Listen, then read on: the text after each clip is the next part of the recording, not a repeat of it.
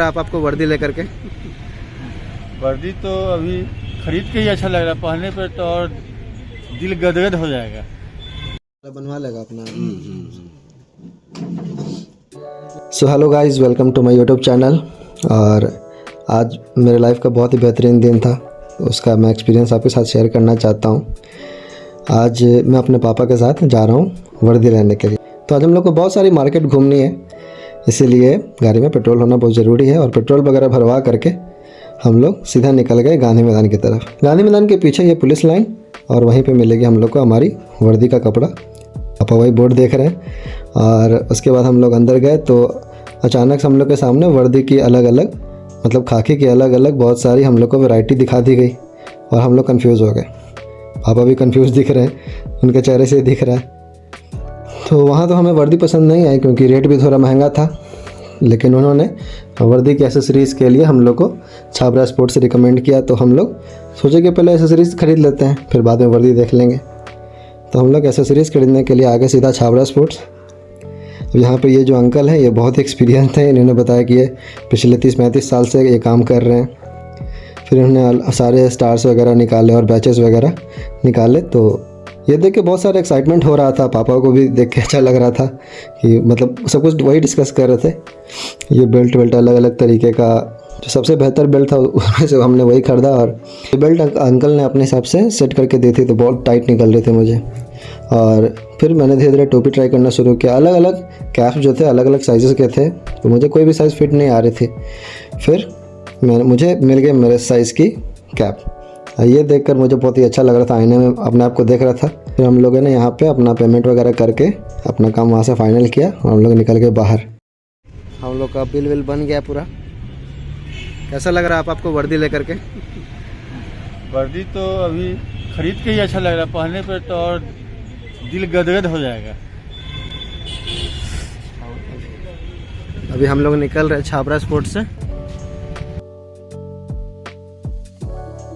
पापा का ये रिएक्शन देखने के बाद बहुत खुशी हो रही थी। फिर हम लोग आ गए शूज़ खरीदने के लिए, क्योंकि वहाँ पे शूज़ अच्छी क्वालिटी की थी। नहीं तो मैं सोचा कि एक ही बार ले रहे हैं तो अच्छी क्वालिटी के ही ले लेते हैं। फिर वहाँ से हमें मालूम चला कि पटना मार्केट, जो कि पटना का बहुत फेमस मार्केट है, बहुत पुराना मार्केट है।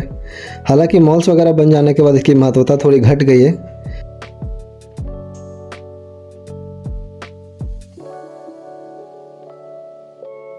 तो पता चला कि पटना मार्केट एक बहुत पुरानी वर्दी सिलने की दुकान है, गफ़ार टेलर्स के नाम से, जो कि पापा के कहीं बचपन के जान पहचान के भी निकले। और उसके बाद हमने उनसे पूछा, तो उन्होंने अब ड्रेस के लिए हमको ये दुकान रिकमेंड किया, जो कि वहाँ उसकी दुकान के पास ही था। ये दुकान थोड़ी बड़ी और ज़्यादा अच्छी दिख रही थी, ज़्यादा ऑर्गेनाइज्ड वे में हमको लग रही थी।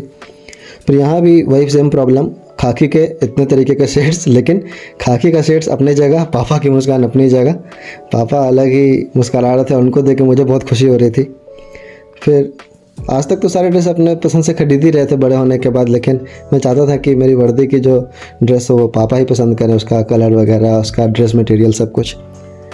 फिर मेरे लिए, वैसे मैं किसी के फ्रेंड्स के साथ जा सकता था, लेकिन मैं चाहता था कि ये काम मैं पापा के साथ ही जाके करूं, क्योंकि बचपन से एक सपना होता है कि हम माँ बाप को एक खुशी देनी है।